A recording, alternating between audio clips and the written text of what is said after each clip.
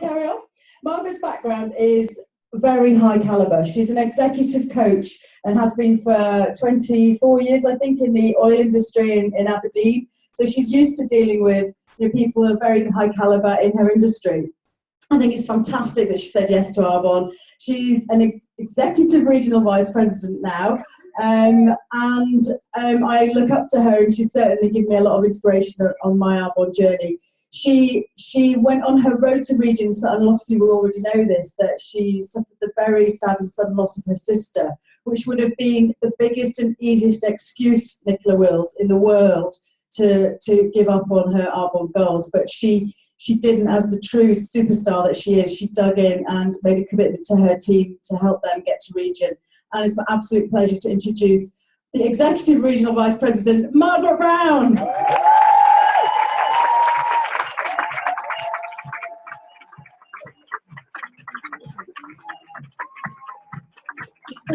Hi again. How much do you want that? So my name is Margaret Brown, and my proudest achievement is I promoted a regional vice president last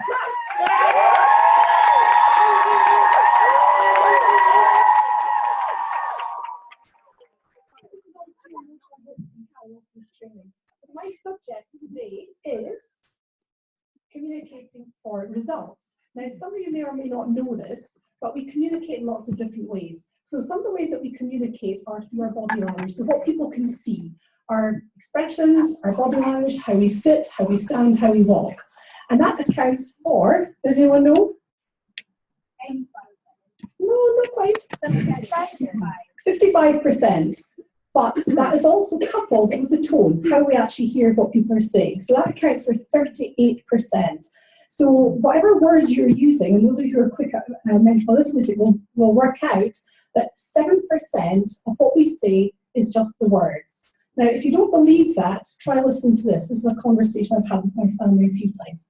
Apologise to your younger sister. Sorry. So the words are correct, but if the body language and the tone don't match it, then it means nothing. So what we're going to do this afternoon, we're going to do something a little bit interactive. And by the way, just come from a corporate background, I see this all the time. All my clients have fantastic things up on their walls saying, people are a greatest asset, we will treat people with dignity and respect. And half the time they don't even know who their staff are. Never mind give them any praise or recognition. This company is the complete opposite to what I experience in corporate. So they say all the right words, but do they uphold them by their actions, their body language, etc., their behaviour? Often not. Now, we're going to do an exercise, but before we do anything, I'm just going to tell you what's going to happen. In a moment, I'm going to ask you to find a partner. Now, you'll be sitting down doing this exercise, so when we do this, you're going to have to find a partner, and you will be turning your chairs to face that person. So just have a quick look around the table, first of all. Make sure you've got someone close by that you can use as your partner. Use. So I've got a partner. You've got even number on this table. Okay. So you always have a partner, because the room's going to get quite noisy, so I like to brief it before we start. So you always have a partner. Yeah? Anyone missing a partner? Okay, Deborah's a partner, Claire? Okay, so when we start, but not before, we will be getting you to turn your chairs to face each other. Now, on the table, there's envelopes. Please don't open them just yet. One of the envelopes says number 1, and one of the envelopes says number 2. So one of you will be number 1, and number 1 is going to talk about their background and then their why. Now, I'd like all the VPs to do the talking part of this exercise, because we're going to look at how we listen and how we engage. So the VPs I like to do talking, so the rest can practice their listening skills. Everyone with me so far? And then number 2 will listen, and that's all you're going to do. This is not a two-way conversation, it's a one-way conversation to practice listening. In a moment, I'm going to ask you to open the envelopes. If you're number 1, you take the briefing sheet from the number 1 envelope, and if you're a number 2 person, you take the briefing from the number 2 envelope. And please don't let other people see what's on your sheet. And I'll give you 1 minute, and you have to read it very, very thoroughly.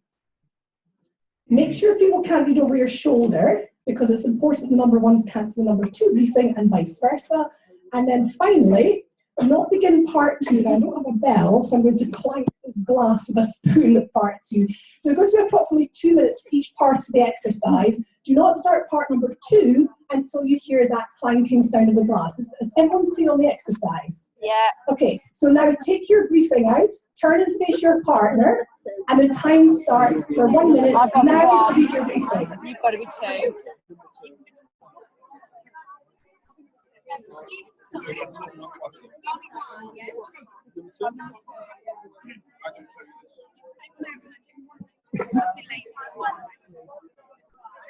It's all very interactive, isn't it?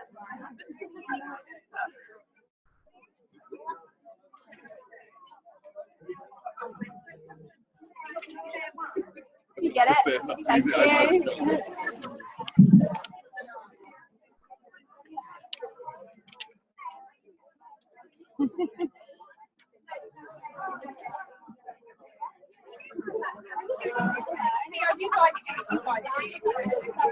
Okay, has everyone finished reading their briefings?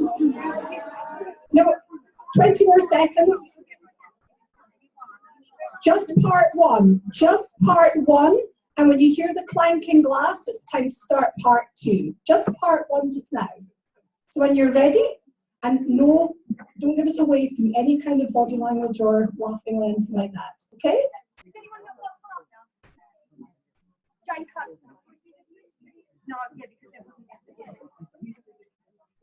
Okay, if you finish reading the briefing, you may start. Hello, I'm Danny.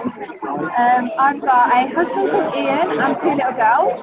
Farah's 5 and Ivana is 3. A bit about my background: I trained as a dental optician. I worked in the sector for 7 years. Absolutely love my career. I've worked my way to the top. I love the most working with people. I love working with people. The least thing I enjoyed was being committed to somebody else's work time. So I would have to clock in at 9 and finish at 5:30. And if I wanted to have a day off, I had to ask for a day off. And if more than one person had a day off on a day that I wanted off, I couldn't have it off. So I felt like I was very much tied to somebody else's time. I had to work 5 days a week. So my time wasn't controlled by me, it was controlled by somebody else. Was that the reason you decided to change? So my little girl was suffered a brain hemorrhage, so I had to leave my job to look after her. So she has a lot of appointments in all different kinds of hospitals, so I had to leave to look after her. And so then I found Arbon, and I absolutely love it because my time is my own, and I get to do anything that I choose to do within my day, and I get to make my life a priority, and Arbon fits me around my life and what I want to do. And what about your partner? What does he do? He's a tiler. His name's Ian. He's a tiler. He's trained as a tiler for about 10 years now since he left school. He's a very good tiler. He does bathroom floor tiles, kitchen wall tiles, and he also has his Armfield business for the exact same reason as me. He is tied to a job and to a boss. So again, he gets 4 weeks off a year. Whereas he wants to be travelling with me, he wants to be going to our daughter's school things, going to the things he wants to go to.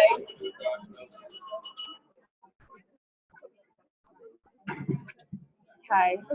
Should be starting part 2 now. Okay, so I found Arbon because my friend Emma, who I went to playgroups with, we met. So my friend Emma, we went to playgroups, and we used to know each other. And she told me about Arbon,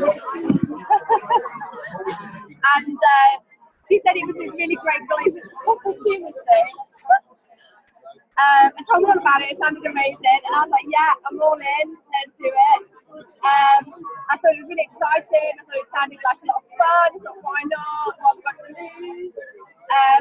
One of my first major light bulbs with Arbon was that I could own my own time and do what I wanted to do. And I got to go and write stages, which I thought was quite nice. And I just thought, if in 5 years' time I didn't do anything different with my life, I'd still be on Facebook ranting and moaning about life. And now I just get to have loads of fun. I get to meet some great people, some rude people, and and I just love it. I love everything about it.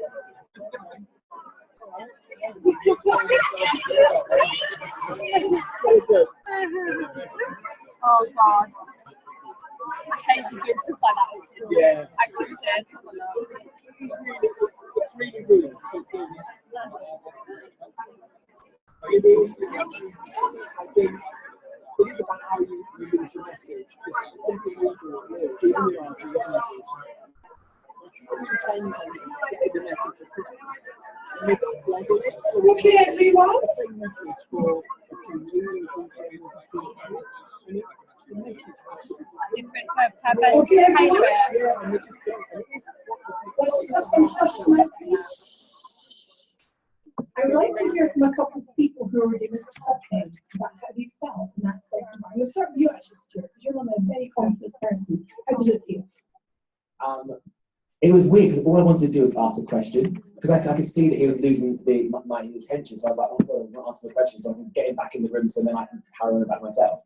I know how to do that very well. So yeah, it's hard when someone's disengaged like that at the second part. I was actually fiddling with the bottom of my shoes. I didn't know what was going on. It made me quite nervous. So that's my story.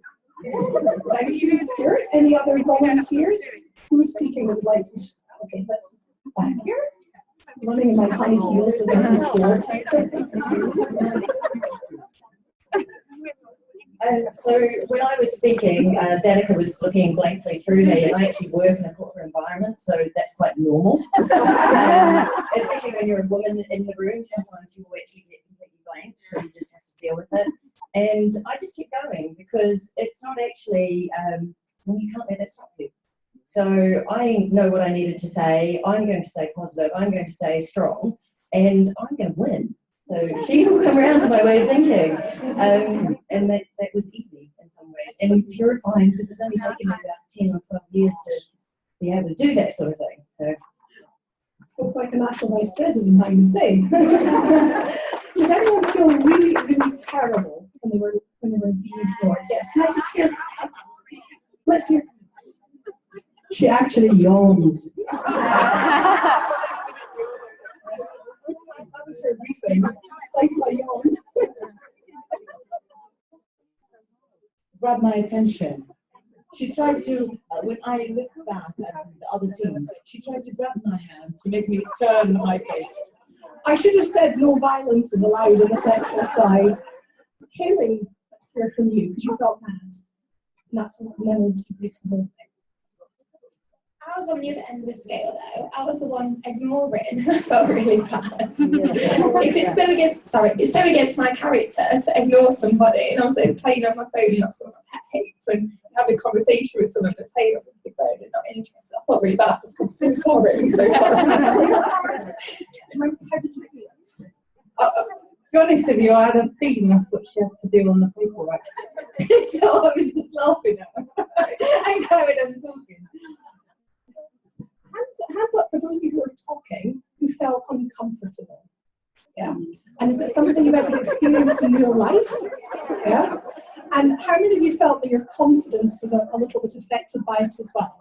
A little bit, yeah. I see this all the time in corporate, and it's usually the most senior person who is checking their phone, walking out, yawning, rolling their eyes, and thinking, how does that make someone in my team feel? We've got all these amazing words up on the wall saying people are our greatest asset. So let's take that into our own businesses. People may hear your words, but they feel your attitude. That's by John. Who's read John Maxwell, The 5 Leaders of Leadership? The 5 levels of leadership. This is the after lunch session. So if you haven't read that book, please put it on your reading list. It's absolutely outstanding. And it's absolutely true. It doesn't matter what you say. You could say, I'm really, really concerned about you being successful. But if your behavior and your body language doesn't convey that, then your people are not going to feel genuinely inspired or genuinely excited about your business. It's absolutely essential that your body language matches your words. So I'm going to do another exercise now. I need someone to help me with this. Francis, could you come be my partner, please? And now, in a minute, you're going to stand up with your partner again and do this very short exercise. So all stand up and face your partner. That's the first thing to do. Do something to make it. Right, step 1 is to shake your partner by the hand. Step 2 is to continue to keep shaking their hands Pat them on the back at the same time. Look into their eyes and say, I hate you, I hate you, I hate you.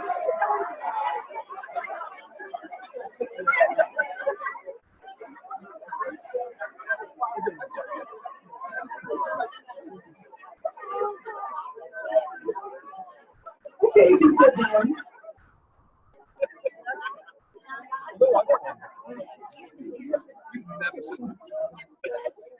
So how genuine were the words again? I hope someone wasn't being too genuine with that. So I want you to look at this picture here. How much do you think that girl is hearing and learning from what I guess is probably her manager? How much is she hearing and learning? Not a lot. Now, what do you think his impression of her is in that meeting? It could be that she's got a very, very important call to deal with, but she doesn't actually flag this up. What do you think his impression might be? If these, let's say these are maybe two of his team members, what's his impression of her versus the other one? Rude? Yeah. Ignorant? Disrespectful? Not in the moment? Absolutely. Now, we are in a dilemma with our business because we are so dependent now on social media and using our phones, and that's 100% right. However, we have to know when to balance that with actual engaged in the moment communication. So whilst last night I said to Stuart and Shan and Sophie, we're sitting preparing for last night for this morning, but at the same time our teams are going mental, and so I feel a real hypocrite because we're sitting here on our phones and our computers, and I'm about to do a session about not using your phones when you're communicating, but we all agreed it. That's the point, we agreed it. So if you have an important call that you need to deal with, when you're in a group situation or a one-to-one situation, please make sure you just say to the person, look, I am going to have to take this call. This person's just on the verge of going into a call, so please, do you mind if I just use the phone for that? Otherwise, let's have them in silent and away and engage, because you can't hear everything. I want you all to remember, those of you who were speaking, how it felt when that person was being distracted by other things, because it gives the impression that what you're saying is more important than them.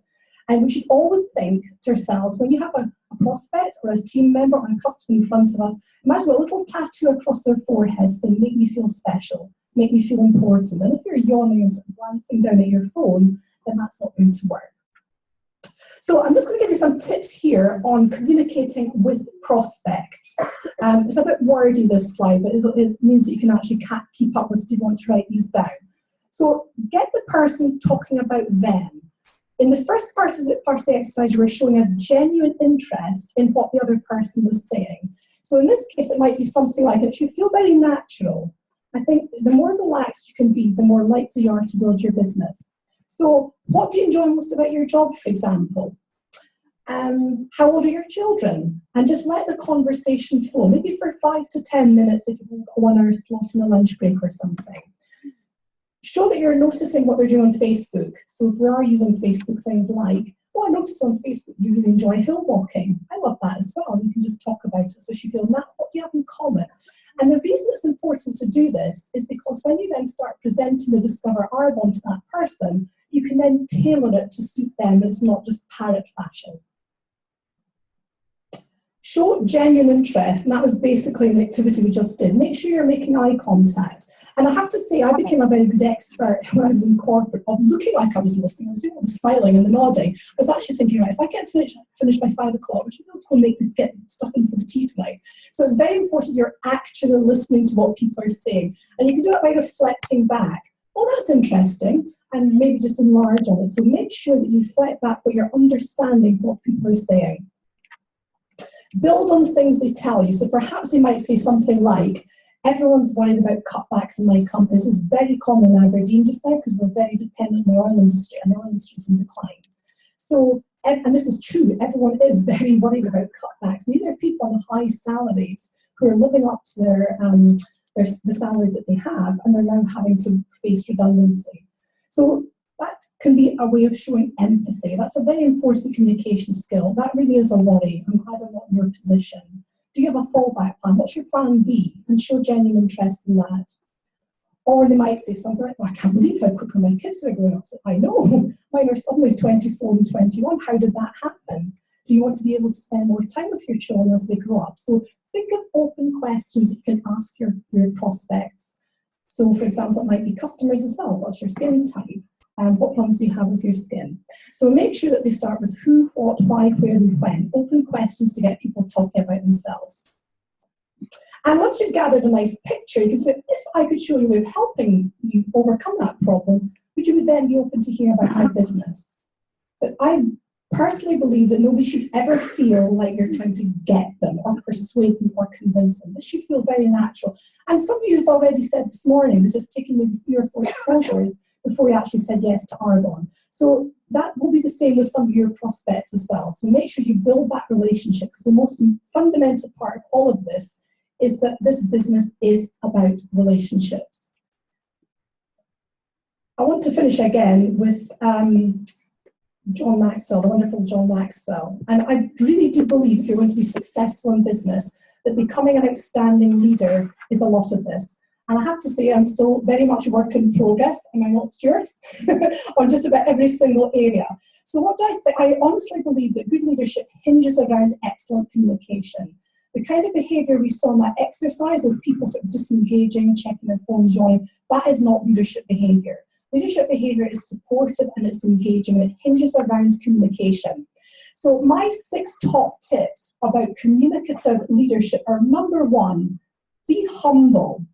I look at some of the top leaders, people like Richard Branson, Mahatma Gandhi, people like that, and one thing they all have in common is humility. And having worked in the oil industry about 24 years, I can honestly say I can count on one hand, maybe 2, the number of outstanding leaders I've met.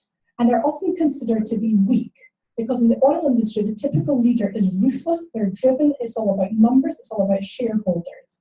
And yet people like Richard Branson, who I consider my hero leader, they have that humility. They admit that they're not good at everything. They make mistakes and they admit it.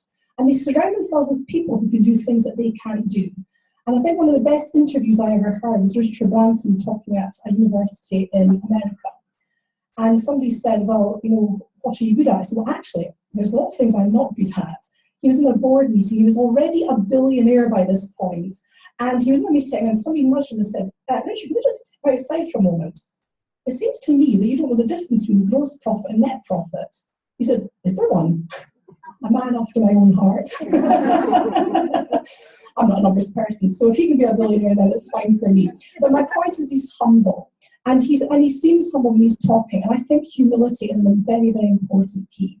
And in one of his books he read called Screw Business as Usual, he said, I think that normal corporate get people the wrong way around. They put them in order: shareholders, customers, and then staff. I turn it the other way around. Look after your people. They will give outstanding service to your customers who will become loyal and come back. And in return, the shareholders will be satisfied as well. And it's no different with our business. If we can take care of our people, make our people feel special and important, communicate with them, engage them, and so on, then we're more likely to grow a big business, because everyone is willing for you to be successful. And this room is full of people like that today that we've heard from. Number 2 is be coachable. One of the things I find quite difficult with the background I have is my peers tend to be corporate people like me in their 50s, set in our ways and defined by what we do. So someone might be defined as an operations manager or an HR director or something like that. And it's very, very difficult to go back to the very, very beginning, start from the very bottom and unlearn everything you know of typical working practices. And that's why it's very, very important that you look for someone being open-minded and coachable, in my opinion, about anything else. And if you're prepared to do that and swallow your pride and learn the fantastic things that we can learn through our business about leadership and people skills and self-development and self-confidence, you will go all the way to the top. And another thing, this is a very difficult one, is being prepared to accept feedback. It might even feel uncomfortable. Sometimes we need feedback because we all have blind spots. And it's another whole subject in itself, is giving and receiving feedback. We won't have time for that this afternoon. But we will all have blind spots. And I think even if we aren't getting feedback from our people, it's very important to maybe ask them, how could I be a better leader to you? What would I need to do more of or do less of so I can really help you build your business? And except within a team, everyone has different strengths and weaknesses. And I'm very worried. In fact, if I have one failing, I know what my weaknesses are, but I talk about them far too much. I'm still learning. So be prepared to accept feedback and Even if it feels uncomfortable or even annoying, or you might even feel angry, just reflect on it. There might be a grain of truth in it that's maybe holding you back in your business. Number 4 is show gratitude for where you are and for the people that helped you to get there. There's not a single one of us on this stage today who is here by our own accord. Every single one of us depended on building relationships and building confidence in other people. And I will be eternally grateful to everyone who believed in me at the beginning when I didn't. So to my upline the whole way up, from my wonderful long-term friend, Executive Regional Vice President Shannon, that's their double E's, Stuart, Sarah, all the way up to Ian Pritchard and Caroline McFarlane. All of them have given us something that's going to change our lives, and I will eternally be grateful for that, no matter how negative I was at the beginning, because I was. I spent 4 months doing absolutely nothing apart from rehearsing a quitting speech to Shan and freaking out. I mean, it's true. I'm far too important to this Arbonne thing. So we all have to be grateful and humble. And then number 5, avoid the 3 C's. That's criticising, complaining, and condemning. You tend to find that people, and you see them around the water coolers and the coffee machines in offices, gossiping about management this, management that lot in accounts, that lot in HR, and so on. We have to get out of that. And it's almost quite pleasurable sometimes to gossip because it gets things off your chest. And again, I say I'm work in progress. I'm looking in the mirror. Who said looking in the mirror this morning? It was fantastic, Laura, because that's absolutely true. We start with the person in the mirror. How could I be a better leader? And one of those things is to stop looking at things that are bad, because this is the law of attraction. I'm currently listening to Rhonda Byrne's The Power in my car, and they keep saying eradicate words like horrible, terrible. Stuart always laughs when he says these because he loves a Scottish rolling R.